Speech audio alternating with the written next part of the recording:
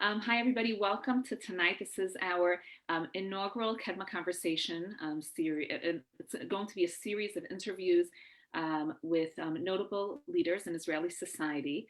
Tonight, we are starting with MK Michal Kotler-Wunsch. Thank you so much for being here with us tonight. Just a word about Kedma and about who we are.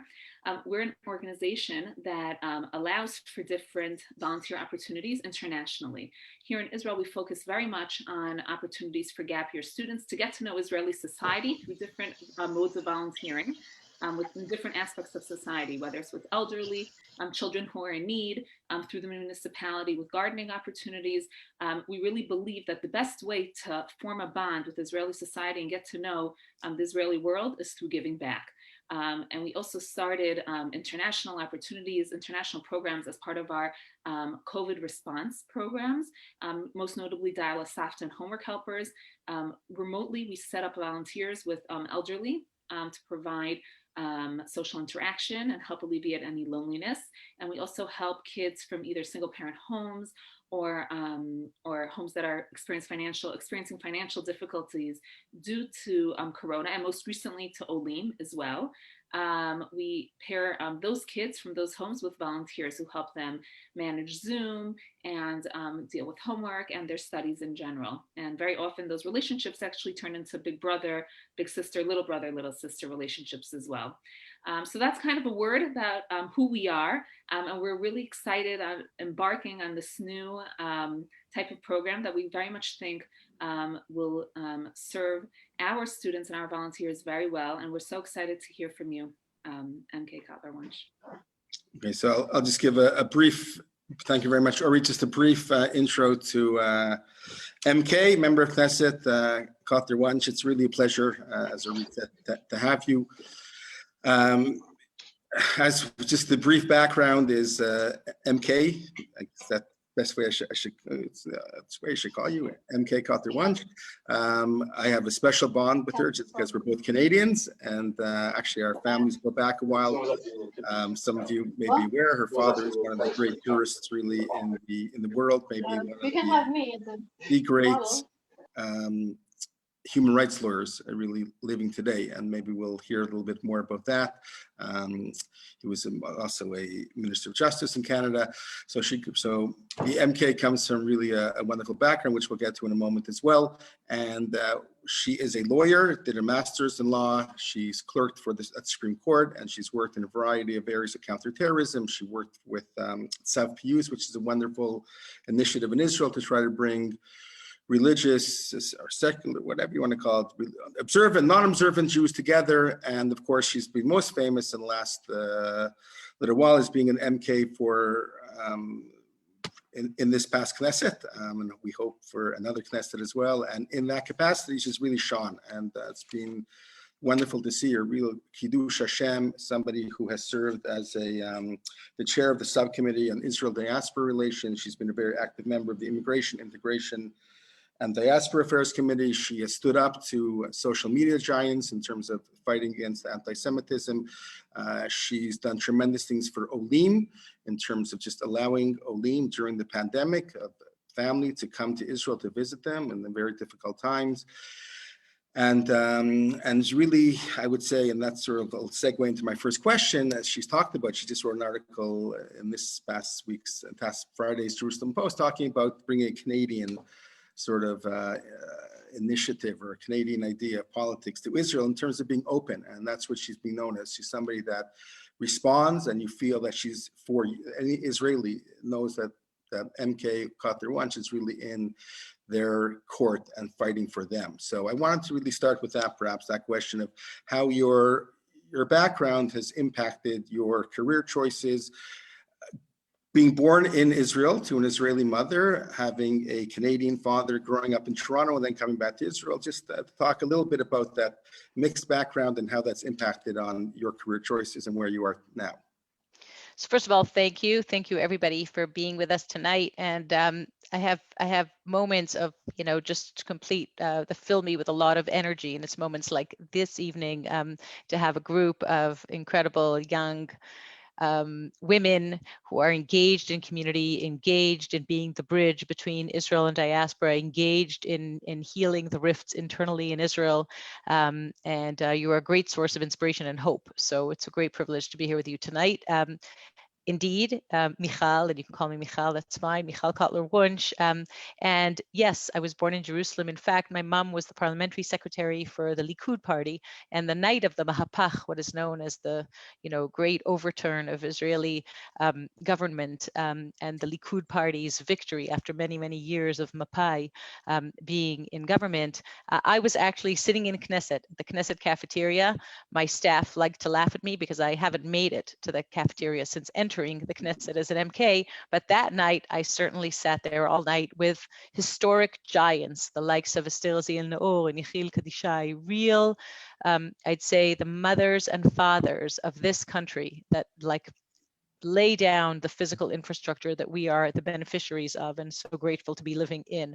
And so I would say that, and just to say, that night Menachem Begin became prime minister, and I was very fortunate to have a real window into not only, the Knesset corridors, but actually on a personal level, Menachem Begin, his wife Eliza, and be the beneficiary of understanding the tremendous, and I would say probably most important quality of a great leader, and that was humility, with which he was just so clearly guided by, and apart from everything else, the great leadership skills and the ability to unite and to connect a troubled country then too.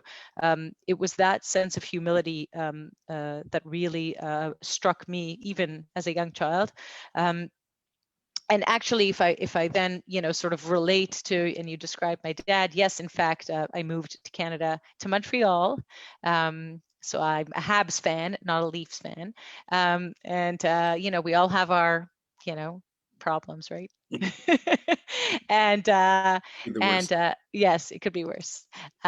Moved to Montreal when I was 8 years old, and in fact, you are 100% right. So my legal understanding and shaping my, I would say political legal understanding came, in fact, from a tremendous privilege, honor, and responsibility that comes with it to be the daughter of Professor Erwin Kotler, really above and beyond everything else, a human rights activist through and through. So having represented Natan Sharansky, Nelson Mandela, I could tell you in the very cold Montreal winters at -40, we were taken to the former Soviet Union embassy in order to, chant. I could sing, but I'm not a very good singer, so I won't tonight. But for the freedom of the refuseniks, of the prisoners of Zion, and really having followed the human rights struggles of our times, or at least of our times, not everybody else's here, but from the fight against the apartheid regime of South Africa and the release of Nelson Mandela, as I said, to Darfur and Rwanda, to challenges that right through challenge the human rights imperative of never again. And we are about to mark International Holocaust Remembrance Day, and that is our imperative alongside the imperative of all trustees of international law and human rights. So yes, those are the shapings that led me actually to then, with a little bit of a detour, emigrate to Israel, serve as a lone soldier, and then attend law school, first at Hebrew University, my LLB is from Hebrew U, and then in fact return to Canada to pursue my master's in law at McGill. And so the backs and forth, and you referred a little bit to that and to the multiple identities that really, I believe, inform my conduct at Knesset as a Knesset member as well, in terms of those multiple identities and the responsibility to represent in a certain way, to represent a constitution, an entire segment of society that doesn't always have access into Knesset. And by the way, that's true for all Israelis. It's not only for Olim, because at the end of the day, Israel is a country of Olim. We're all Olim from somewhere at some point.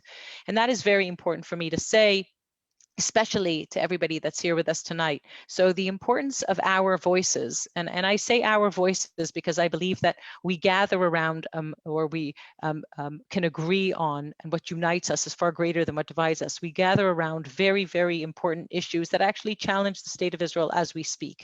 And that is Israel's internal resiliency. And you referred to Tzav Pius, but yes, the imperative to bridge the divide, Haredim and secular, Arabs and Jews, what the state of Israel, Jewish and democratic, miracle that is the state of Israel, looks like, what that means, Jewish and democratic, and how they coexist in harmony. And I believe that Olim have insights and understandings and an important ability to contribute as we shape the next level. So we talked about, our founding mothers and fathers laying down the physical infrastructure, but now it's our turn. And we're at the intersection of having to lay down, I would say, the next level, the next layer, and that is the spiritual infrastructure. And what does it mean in the state of Israel? And you spoke about Tzav Pius, and it took me about 3 board meetings to stop saying, I don't understand what this is about. You're saying that we're just going to create community schools? That's where I went to school. That's where my kids went to school. What's the big deal? Secular and religious kids going to school together? That's a thing? We need a full non-for-profit organization with a board, and we need to discuss that, and we need to raise all these funds. And the answer was yes. And actually, it was Zalman Bernstein and Oleh himself who had the understanding right after Rabin's assassination that there are deep wounds and rifts, and that the gaps are getting larger, and that the fissures may be, insurmountable if we don't begin to bridge them. And so, yeah, those are the important moments of my life. And I'll just share, just on this question, one last anecdote. And when I was sworn into Knesset, my parents, of course, were in Canada. They couldn't be here. And I was very honored with 3 very significant sort of milestones in my own life that have shaped both my political and legal understanding. One was Natan Sharansky, who was in attendance with his daughter, Hannah. So I don't have to tell you who that is. I think everybody here knows. The second was former Chief Justice of the Supreme Court, Miriam Naor, for whom I clerked as a young lawyer. And actually what's known today is the constitutional revolution of the state of Israel and the struggles. And again, another very important challenge, and that is, the separation of powers that the state of Israel has to still work out, because I say to people all the time, we are a work in progress. We are only 72 years old. We're already 72 years old, but we're only 72 years old. And as a Canadian, I can remind you that at 72, Canada still had residential schools. So we have a lot of work to do, and we need to lean in and lead and offer our understanding and insights in order to create the processes, or set the processes into motion of reconciliation and of good governance and transparency and separation of powers. But we also have a lot to be proud of.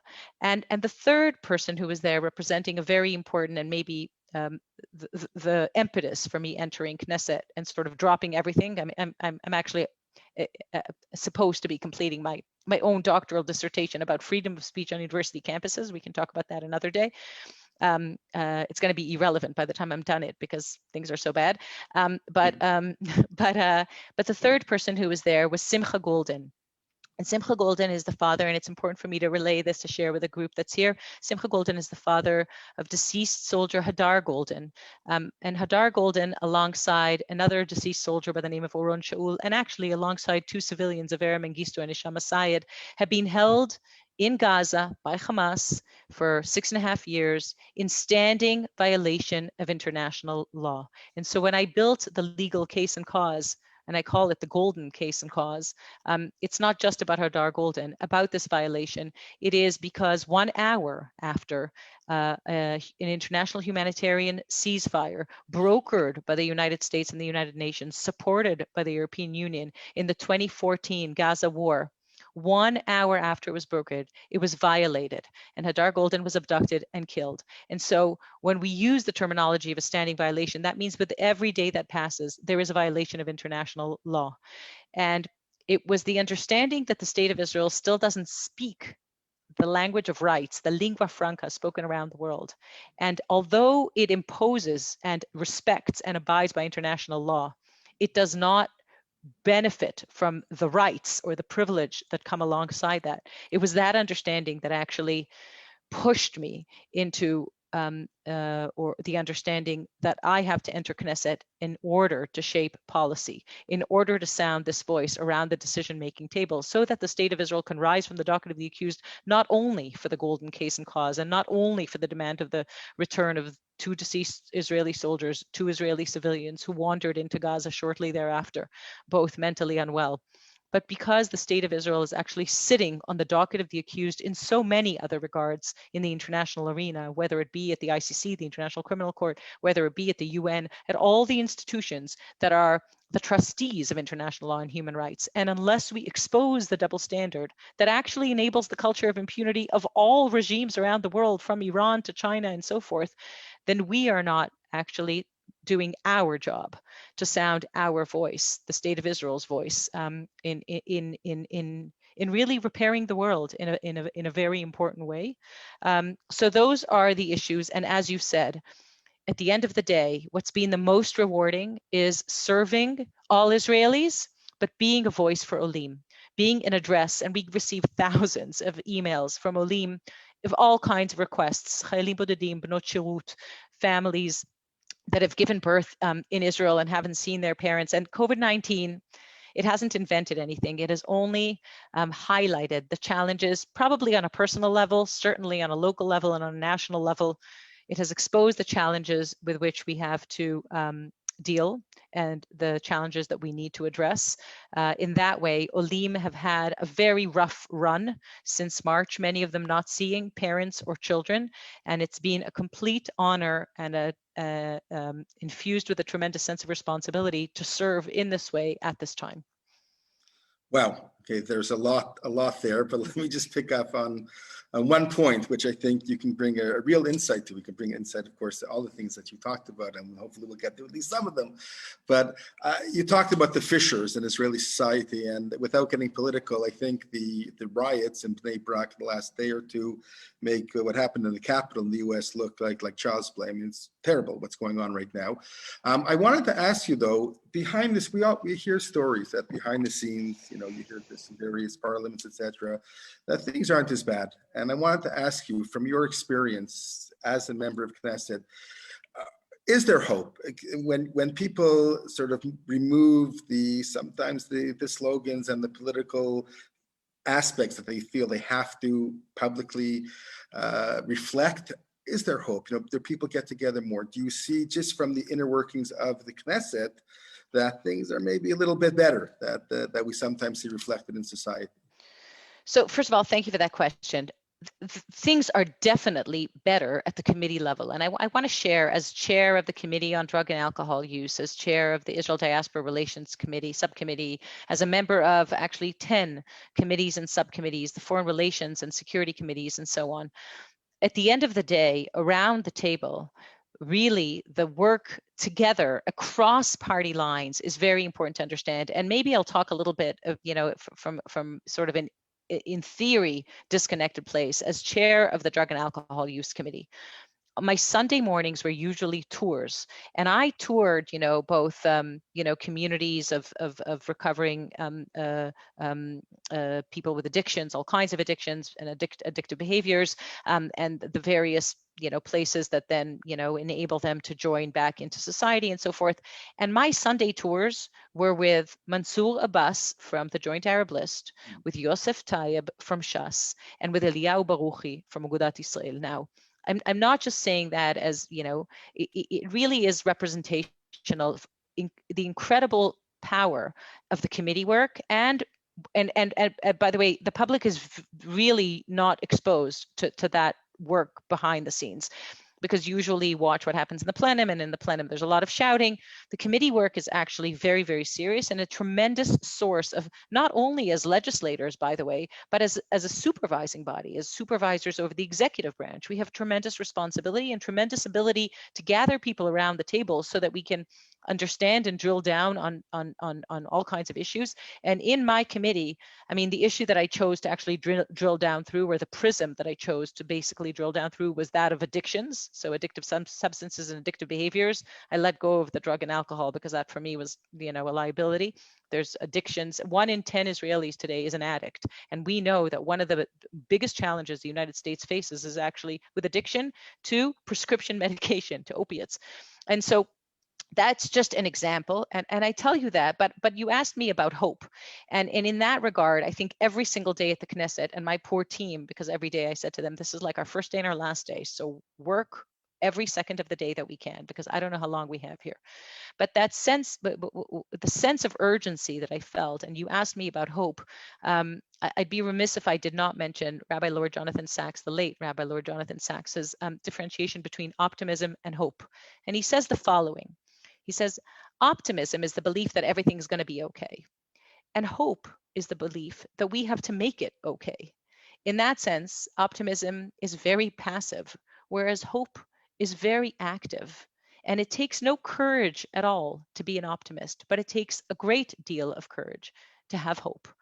And so, first of all, it's conversations like these that actually fill me with hope, with the next generation. But I have to say, from that place of hope, yes, hope is an active belief, and hope requires a lot of courage to have hope, even when we see that we are heading into a fourth set of election in 2 years, which is preposterous.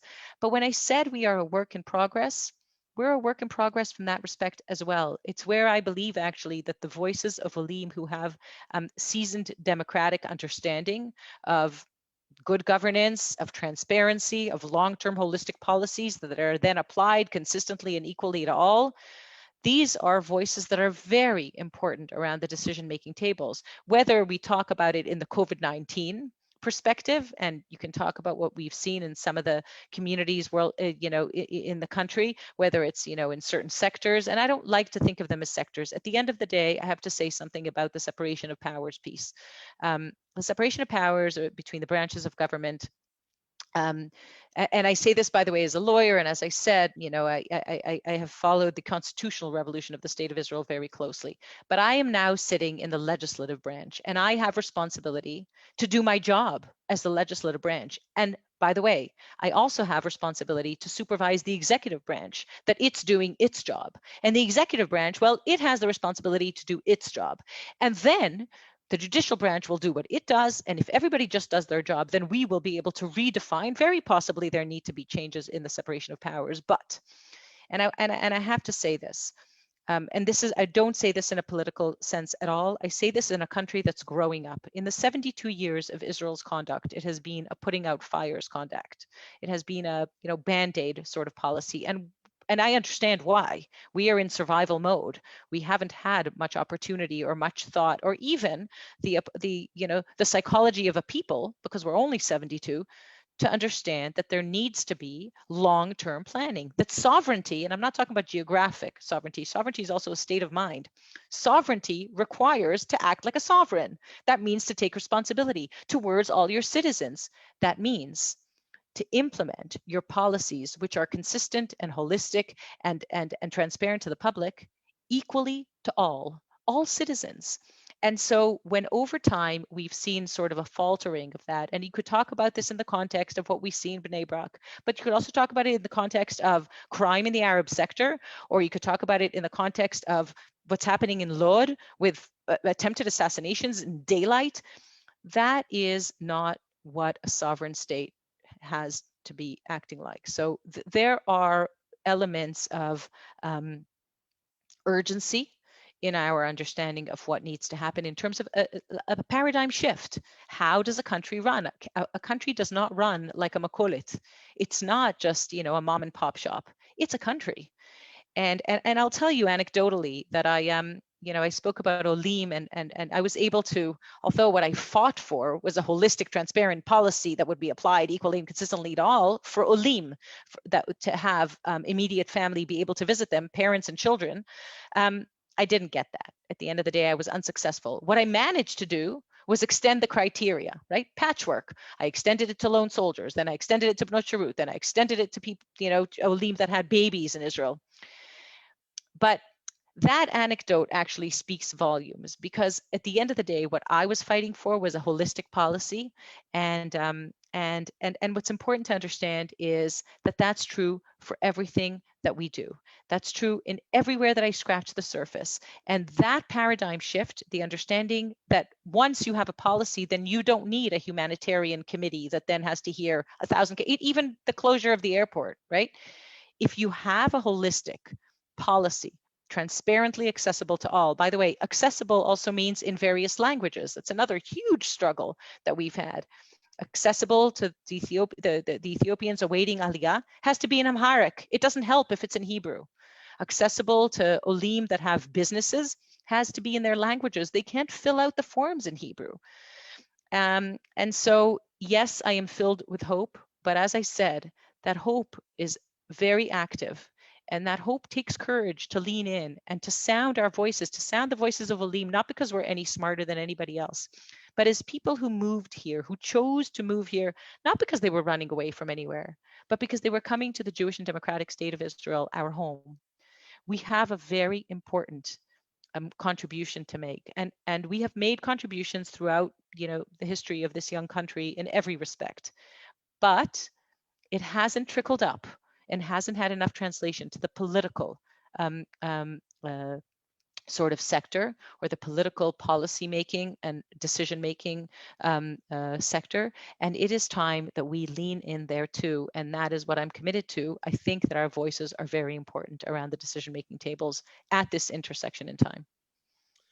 I think all of us watching here on the Facebook Live and the many who will watch afterwards are wondering, why are you not running for prime minister? I think if we had someone like you, I don't think we would be having 4 elections in 2 years. So it's really inspiring to hear you. There's a lot more to talk about, but we're limited in time. And I'm going to ask Orit, our director, just he has a couple of questions as well, and then we'll wrap up. First of all, on a personal note, I wanted to thank you, because I'm one of those Olot who had a baby, and you helped my in-laws come in. My daughter is almost 12 weeks old, and my husband is a child. Thank you. And my in-laws were not sure that they'd be able to make it in, and they reached out to your office, and you made it happen. So thank you so much. I'll just say, I'll say first of all, as far as I'm concerned, I run my office like a constituency office, so it makes my day to hear that.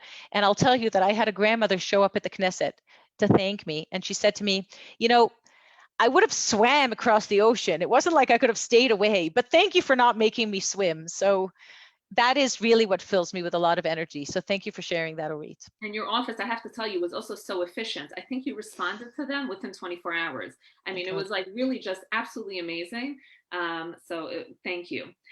So as I mentioned earlier, a lot of our programming here in Israel is for gap year seminary students, women. And it's important to note that women only seem to represent some 25% of all members of Knesset. So how do you feel that being a woman informs your role as a legislator? So first of all, thank you for that question. I'm one of 2 women in the Knesset Foreign Relations and Security Committee. And I'll tell you, I start there and not with the other committees, the likely candidates, not with women's status or children's rights, because actually part of the problem is that the only members of Knesset, other than the chair, this last Knesset, around the table at the Women's Status Committee are, of course, women. And I have to share, actually, I was the commissioner for the prevention of sexual harassment at a large university in Israel for several years. And so long as women are only talking to themselves about certain issues, then they're never going to be addressed, right? That's something we have to understand. So that's why I start with a Foreign Relations and Security Committee, because I think that where I've made the most impact and where I have sounded viewpoint diversity, that among other things, is a derivative of me being a woman. It's not just because I'm a woman. It's because of the multiplicity of identities. I'm also an international lawyer, and I also, I'm Canadian, and I'm also Israeli, and I also served in the army. And there are a lot of elements of what I bring into the table. And I know that I have been effective when on one hand, I am raising issues and challenging paradigms, including, by the way, the golden case and cause from that perspective. But as they connect to many other issues that come around the table at the Security and Foreign Relations Committee, and I'm not just raising my voice, as I said, as a woman. I'm raising the voice of viewpoint diversity. And actually, at a time of identity politics, it's very important to differentiate between visual diversity and viewpoint diversity. And as a woman, I think that in the state of Israel, more than anywhere else, actually, we just discussed, the possibility of creating some sort of incentivization for parties to have more, women in relevant, not just on their list as decoration, but in relevant positions. And I would say actually as heads of parties. If we go to a fifth election, maybe that's what I'll have to do, but I hope not. But at the end of the day, it's imperative that we begin to raise our voices and sound our voices and recognize that what we bring to the table is so important. It's critical. And COVID-19 has done something very important in many ways. It hasn't invented anything. It's only exposed, it's only highlighted. In many ways, it's also enabled a deeper understanding of the importance of gender parity. Gender parity just because of the viewpoint diversity that it brings with it. And again, in 2015, Trudeau, then elected Prime Minister of Canada, appointed a gender parity cabinet. And one of the reporters in the scrum right after he presented his cabinet asked him, Mr. Prime Minister, how come it is that your cabinet has 50% women? And Trudeau looked like he didn't understand the question. Like he paused. Literally, it was silence. And he looked at the reporter and he said, because it's 2015. And that's what I want us to begin thinking. And that's what I want all the women here to recognize. I want you all to know that your voices are so important. And it's 2021. And the importance of you leaning in is not just leaning in for yourselves. It's leaning in for the men and for the children and for the grandparents. It's leaning in for an entire society. So it's leaning in as Olim, as Olot. It's leaning in as women. It's leaning in the understanding that the more we diversify viewpoints, the more everybody benefits. The more we have people around the table with a different understanding, the challenges the going paradigm, and that reassures us that either it's the right paradigm to continue guiding us or that we need an alternate paradigm, the more society at large benefits. And it's 2021. Thank you. Those are very, very important messages and important points for us to hear. So now I'm going to circle back to one of the other things that you had spoken about earlier tonight. And I think we're going to close with this question. Having come back to Israel, as you said, as a lone soldier, do you have any advice for our students, many of whom are looking to stay past their gap year and start their lives here? Yeah, so the first thing is try and work on your Hebrew because language is key. It's really important that I say this to you. I don't want to sound like somebody's mother. My own children have enough of this. As my youngest son just said to somebody, oh, Ima, you don't have to ruin everybody's life. So I don't mean to ruin your life, but my recommendation on that one is choose one article a day, one on anything that interests you. It could be on anti-Semitism or on fashion. Choose one article a day and get through it in Hebrew. And try and make sure that you look up. I know that makes me sound old. My father used to make me look up in the dictionary. I'll say look up on, wherever, Google Translate. Look up the words you do not understand, because there is nothing more important than having the confidence. It's not that you have to have a perfect Hebrew. Don't get me wrong. I encourage you to lean in with an imperfect Hebrew and with an accent from wherever you come. But it's really important for your own sense of self-confidence that you develop language skills.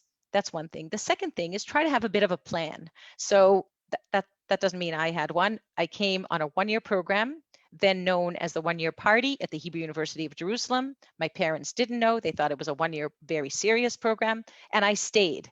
I stayed and I went to the army. And I think that this is what you are all doing in order to know Israeli society better. And I think that is an incredible thing that you're all doing. I think the introduction to the society that you enter through, bottom up, through the places that are challenging, through the places that are hurting, through the places that are difficult or beautiful, but really give you a lens into the society that you want to live in. So you have that introduction, and that's amazing. And at the end of the day, the most important thing I can say to you is there is no glass ceiling for any of you for any reason. It doesn't exist. It isn't there. There is nothing you can't do. And this country, it needs you. It needs you now. It's amazing that you're here at this time.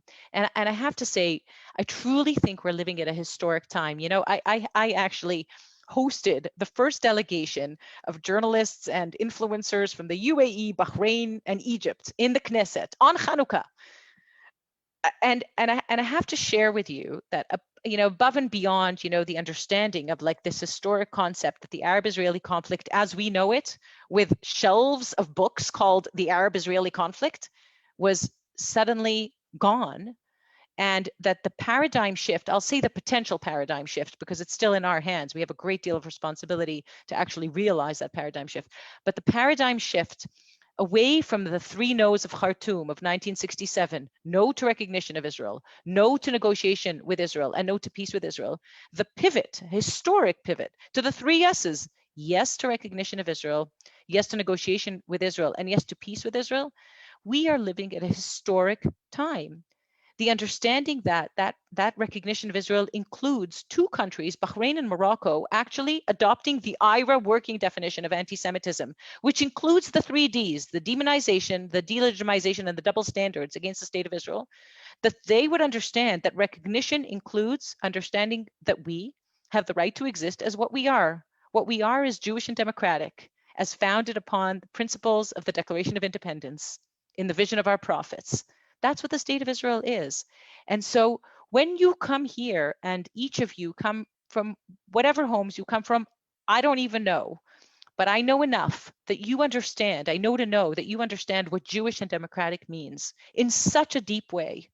And so you have such an important role to play as the state of Israel fumbles through this time of tremendous historic opportunity alongside tremendous historic challenges. And you mentioned, you touched upon, you know, what you know, what we saw you know, in the White House, what we saw in Bnei Brak. And I'll say, you know, I actually held 3 hearings in the Knesset, inside the Knesset, about online anti-Semitism and the imperative to combat it, with Twitter, with TikTok, with Google, with Facebook.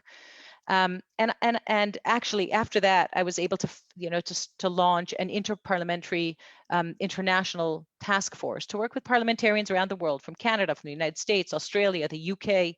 And the most important thing that I realized on that night of January 6th, actually, and we've been talking about it theoretically in the task force and in my work in combating anti-Semitism, but on that night of January 6th, what I realized was how true it is when I say that anti-Semitism is just an example of disinformation. And our generation, your generation, because we're a little bit, we remember the world differently. We have another perspective that you already have to champion this, I would say, imperative understanding of what this world of disinformation looks like in the world of digital platforms. And so when it comes to Israel, it all intersects right here, right? We spoke about all of it. We spoke about the internal resiliency of the Israeli public and the imperative to bridge the gaps and heal the wounds and bridge the rifts. We didn't touch upon, but we can speak about, you know, in that context, also the importance of Israel diaspora relations. And, you know, as the chair of the subcommittee, I can tell you that the most important thing we have to do in that regard is engage. And the state of Israel has responsibility not only for Jews all over the world, but for Judaism itself. And the third part of that, and in each of your voices is important, is understanding what Israel looks like from the outside in, the perspective of the challenges that the state of Israel has in the international arena. That understanding you bring to the table, that people who have lived here their whole lives, they don't understand it. They may not understand the challenges of anti-Semitism in communities around the world, but those challenges, they're true here too. And so your voices, whatever you choose to do, are very important. Try and get, you know, have some sort of an idea of where you want to go with that, and try and do your best to, pick up as much Hebrew as you can so that you are equipped to be able to relay the messages of what you want to do in Hebrew to, in order to be able to bridge those gaps. I just wanted to thank you for that really wonderfully inspiring discussion and insight really into what's going on up to date in Israel. And like I said before, really, I think everybody watching this and seeing you and understanding the beautiful humility that you have and the caring and the passion, the enthusiasm that you have for Israel and Jewish people, that gives us hope. That gives everybody hope to know that somebody like you is in Knesset and is going to hopefully be in Knesset for a lot longer and will continue to rise. And like I said before, we can hope that Golda Meir will have company soon. I know I'd be very, very happy as a fellow Canadian, even just to know that. So I want to thank you and for giving us so much of your time now, even more than we discussed. And hopefully maybe we'll have a part 2 at some point in the future. I want to thank you again very much and wish you a good night and thank everybody and good day, those watching in the States, and wish everybody all the best. Thank you very much. Thank you. Thank you, everybody. Thank you, Maury. Thank you, Ari. Thank you, everybody. Bye-bye. Thank Thank you you. so much. Thank you so much. Bye, girls. Thank you.